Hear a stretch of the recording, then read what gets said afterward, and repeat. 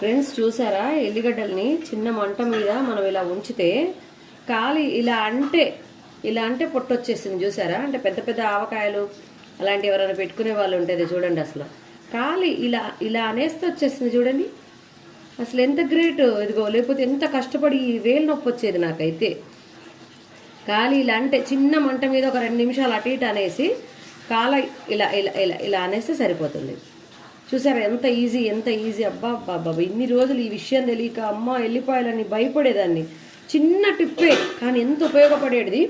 YouTube చూసి time waste చేస్తున్నారంటారు కదా. ఎవరో సిస్టర్ చెప్పారు, పాపం లైక్ కూడా కొట్టలేదు, నేను చూసుకోలేదు, మర్చిపోయినా. ఆ వీడియో సేవ్ కూడా చేయలేదు పాపం ఎవరనేది.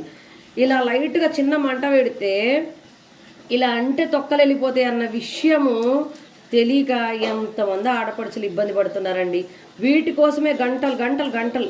ఇదేదో చాలా గట్టిగా ఉన్నట్టుంది, ఇది ఒక్కటే కొంచెం గట్టిగా ఉంది అంతే తప్ప. ఇదిగో ఇలా అన్నేస్తే వచ్చేస్తుంది. అర్థమవుతుందా మీకు?